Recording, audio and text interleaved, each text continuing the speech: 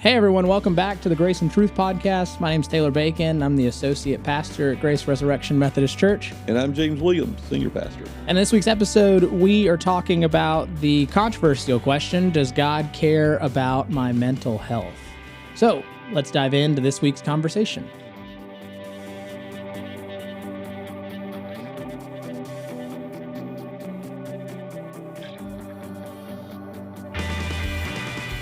As we begin we've been hitting some hard questions in this podcast. So if you've been listening for a while, you'll notice that we kind of took a shift. We were talking about our sermon content from Sunday mornings, and now we've really taken a turn towards just more difficult questions that James and I think the church should be addressing. And I think it's, at least in my viewpoint, it's healthy that we're asserting these things, because now if people are wondering, what does Grace Resurrection think about this? We're covering a decent segment of topics that you could probably get that question answered. And I just think in terms of podcasting and online presence, that's the information that someone can glean from that. So I don't know if you have any thoughts on the series as we kind of start a new chapter of it, James, but that's just kind of where I am with it. Just that we probably need to talk about this more than we do in the church.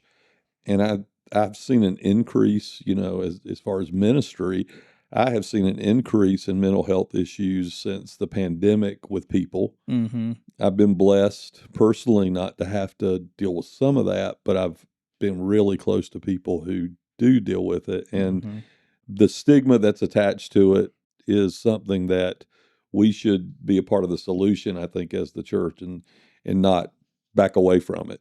So I hope that these discussions will help increase the likelihood that if someone in the pew is having a mental health issue, that we would walk with that person. Absolutely. And not back away from them. Yeah, and so just some context to help frame what we're going to be talking about. The reason we think this is so important is because 1 in 5 adults in the U.S. live with a mental health condition. I mean, that's 20%, at least 20%. Yeah, that's huge. Of people, and this is a little more personal, in a congregation of 200, which we probably have like 225, 250 on a Sunday, so this is close. Right. Statistically, 40 people are currently struggling with some sort of mental health condition. Yes. And studies show that people of faith are less likely to seek mental health treatment because of the stigma that's carried in the church. And I don't know how deep we'll get into this, but some scholars would say that even John Wesley, being a Methodist church, that's important to us, but John Wesley would have struggled with mental health in some capacity, describing his dark nights of the soul and a lot and of things Christian like leaders. That. Martin Luther. Yeah. So, Martin Luther. Yeah, I mean, so many Christian leaders have struggled with that. And in the Methodist tradition, we're very much about the whole person, mind, body, and spirit. And so that's why this is important to us, is because this is obviously an issue. There are so many other great podcasts you could listen to that would support the need for this conversation. Yeah, there's one that I listened to that said, with the mental health clinicians in the U.S., in order to fully address the mental health epidemic in the U.S., each mental health clinician would have to see 20,000 patients. Wow. Yeah. Each one of them. And so it just shows you the, supply versus demand. Yeah. And, there's not anything at all wrong with seeing a counselor or a psychologist or a psychiatrist. I encourage that when people do need that. But I think a lot of times people don't do that because it says, I've got a problem. Mm-hmm. And I've got a problem that I should be strong enough to get better from, which I've often said, when you are diagnosed with cancer or a terminal illness, the church will visit you, they will make you meals, they will run errands for you, they will stay in touch with you. But if you have depression or some other mental health issue, people back away and you never hear from them. And it's the same kinds of things. People can't help that. It's a malady. Mm-hmm. It's a dis-ease of the mind. And a lot of times the spirits, sometimes, which is why I think churches ought to be on the forefront. I'll tell you what I've learned in the past 7 to 8 years, maybe.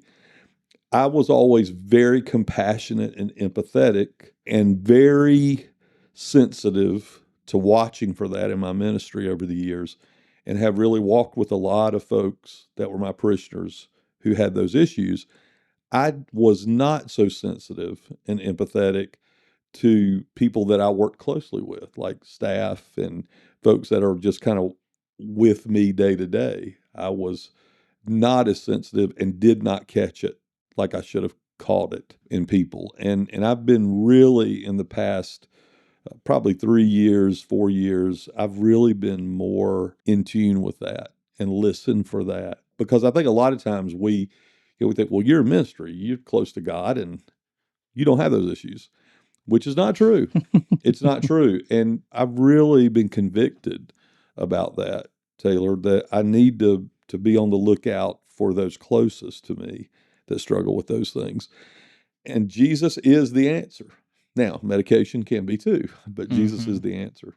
So before we go down that track, why do you think the church makes this more difficult? I mean, if on a Sunday we have 40 people in our congregation who are likely silently struggling with a mental health issue, why does the church make that so difficult? I mean, why does this, I feel like the church can present this dichotomy of mental weakness is a faith failure. Why do you think that exists? And where does that come from? That's what I was going to say. I think there were times in the church throughout history, I think we did say, hey, if you get sick, God can heal you. And if not, you don't have enough faith. Mm-hmm.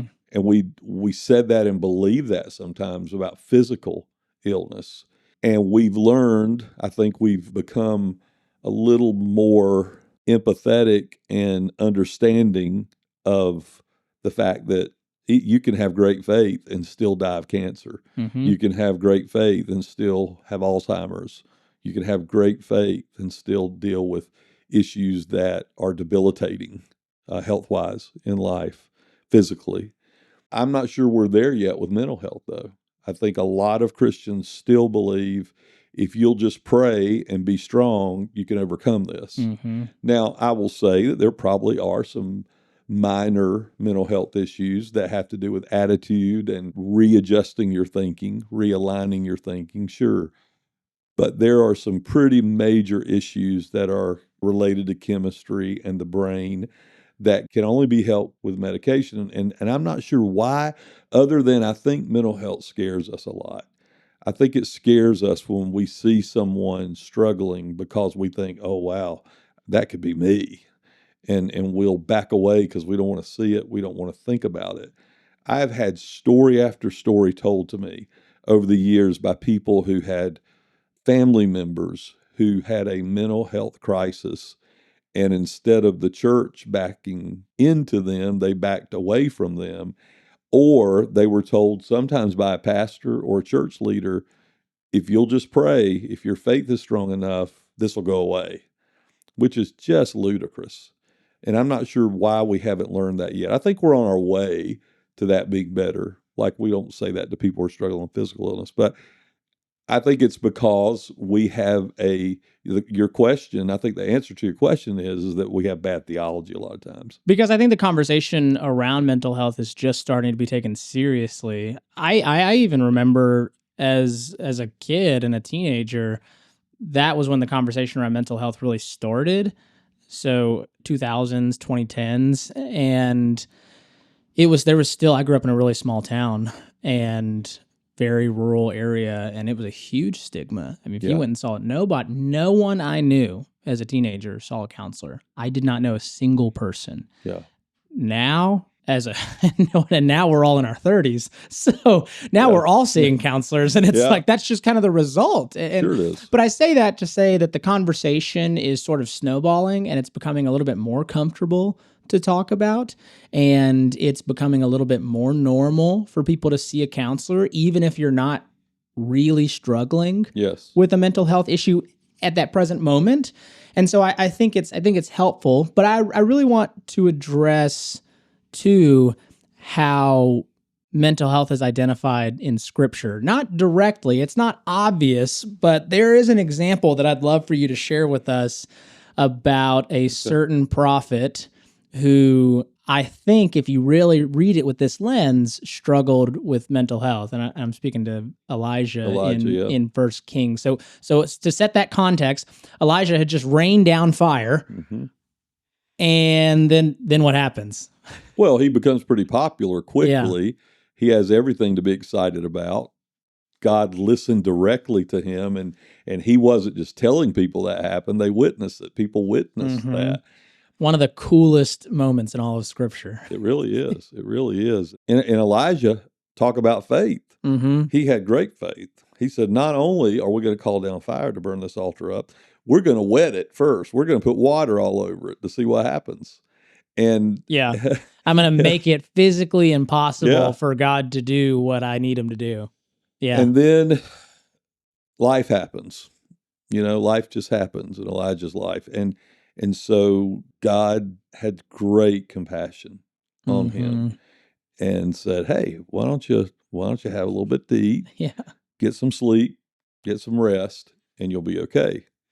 Which is sometimes a really good prescription for things we deal with. Not always, but I think Elijah shows us in God's compassion and the way he told him to get through it. Take it easy, stop, and take care of yourself. Take care of yourself. And I think that's so, I love that example because it's not an isolated example. Yeah. And the two threads that I can pull off of that is, one, Jesus loved to do two things: eat and take a nap. Sure Those are two things I love about Jesus. Most of the time, you either find him eating or asleep. Yeah. And this guy saved the entire universe. Yeah. So I think a lot of he had to get away to what he called a lonely place. A lonely place, yeah. But he was sleeping in the boat, right? There are all these examples where Jesus was just kind of taking it easy. Right. But then his work was multiplied, I think, 10x because of it. And I think part of the mental health epidemic is that we think we have to be busier than we actually need to. And, there's that whole thing. You've told this story before, but it's the one where, like, in the 50s, they thought by 2020 that we were going to be working only like 12 hours a week and be on vacation most of the time. Yeah, and some cultures actually do that. Yeah, well, but the United States, we're working more than anyone ever. Most people are working more than anyone ever has. We feel guilty if we take a vacation. Everyone thinks that you have to have two incomes, and it's just I think it's driving this mental health epidemic. I think it really is. And so with that, I think there's an issue at hand. I think the church has created a stigma, but like you said, we're getting better at addressing it, at least from the therapy standpoint. It's okay to be in therapy. But what about the medication standpoint? So, because that's something that I'm still not hearing. I mean, if someone's on medication for a mental health disorder, they're not telling anyone. That's just not something you advertise. And I guess, actually, no, I can't say. We have an older congregation, and I know a lot of medications that these people are on because they're just like, I take this pill, and I take this pill, and I take this pill. But they wouldn't tell me if they took a pill for anxiety, or they wouldn't tell me if they took a pill for that goes back to the stigma. I think it goes back to the stigma. And I have seen, I was telling you right before we started about someone I recently heard from that we both know who went through a severe mental health crisis. And it was very, very difficult, to the point that I thought this person's life was totally ruined because they were very young.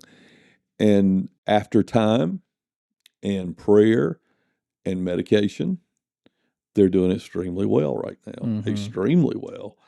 And to me, that's a great example. Now, it doesn't always help. I mean, there are all kinds of side effects with any medication you take.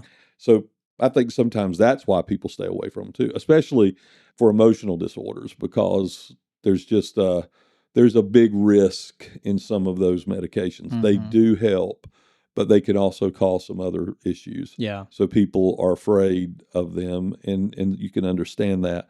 But when it does work, it's a blessing from God that we are able to do that. I was having a conversation with our lay leader earlier today, and I said, for years and years, we have talked about how our society now is so difficult. Terrible things are happening. We have all these negative assessments of the world we live in right now. And I'll admit there are some things to be negative about and to worry about. However, we were talking about in the field of medical technology, it's the best it's ever been in history. And that's a blessing that medical technology can really help us.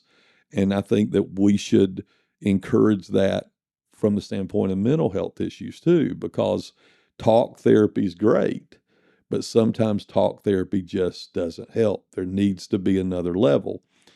And I believe that that's a gift from God. I really do believe that. I think there are people, though, who don't believe that. The other thing, Taylor, and this gets a little bit controversial, but I think I need to say it because there are factions of Christianity and factions in the church that are too quick sometimes to blame mental health issues on demonic activity in our spirits. Do I believe that demons exist? Yes. Do I believe that they can interfere with a person's life? Yes. But it's rare. It's very rare that there's a demonic influence in someone's life when they're dealing with some kind of mental health thing that's going on. Most of the time, it's just like cancer. It's just like any other physical disorder. It needs to be treated and handled very carefully and with a lot of prayer. And as soon as you put that on somebody, it's just cruel. I mean, I know people who've been told that it's demonic, and we need to cast that out of you. Again, I'm not saying I don't believe in that, because I do at times, but it's extremely rare. Yeah, absolutely. So as the church, what does it look like for us to help address this? So maybe some things that Grace Resurrection already does that helps this, or in your ideal but still practical scenario, what would it look like for a church to help not just break a stigma, but begin to help address the issue? Well, when ministries and churches have their own counseling ministries, like counselors on staff, I think that's one way it can be helped. It can also be helped through small group ministry, in my opinion. When you have small group ministry, you're around people who almost become like family to you if you have a strong small group, and they can walk with the person in that. I think another way is for pastors and church leaders to always kind of be listening for that. I was dealing with something this week, actually, and I thought in some situations I could be really angry about what I'm dealing with this person. But I also believe that there is a mental health issue that they're struggling with, is the reason that they're doing and saying these things. And that gives me more compassion, but it also helps me to help that person get the help that they need. And pastors will find out before a lot of people, because people trust us and they share things with us. And I think sometimes you have to be willing to read between the lines and take a risk, because, I've helped people who are having mental health issues. In some instances, they were very upset with me that I brought that up. In some instances, they to this day say, thank you saved my life by pushing that. And I got help for it because you saw that. And I think pastors have to be willing to take that risk, because sometimes of what we do and the spiritual aspects that are part of our vocation, we're sometimes the first to see someone who struggles with something like that. So we have to really be looking for that and carefully acknowledge it if we see that kind of behavior. Yeah, and I think ultimately you really nailed the practical side of it. I think for me, the other part of that is that we can create a church where people feel comfortable saying, I'm struggling. Absolutely. And without receiving like what you've brought up, without receiving, well, if your faith was stronger, then like, no, just, I think you nailed it. Instead of when someone says, I'm struggling, I think they should be met with compassion. Yes. And mercy and care. And if they need it, a referral, you know, like we're connected with this, we have a counseling ministry here. We're connected with this local counselor who helps a lot of, people that bring this stuff up and everything like that. And so I think that's the ideal healthy church. Yes. Is a church who's slowly addressing the issue. I think so too. And it's a part of what we do as the people of God. there were definitely mental health issues that were presented to Jesus when he walked. We can look at some stories and see that clearly. And it's no different in the 21st century. We still need to be about the business of being Christ to people who struggle in those ways. Absolutely. Well, we hope this conversation's been meaningful to you, and if it has, we hope that you'd share it with someone that it could also be meaningful to. And as always, you can find us on YouTube, Apple Music, Spotify, and on our website, graceresurrection.org. And we'd love if you'd continue to join us each week for our next episodes of the Grace and Truth podcast. But until that time, may the good Lord bless and keep you. Until we meet again.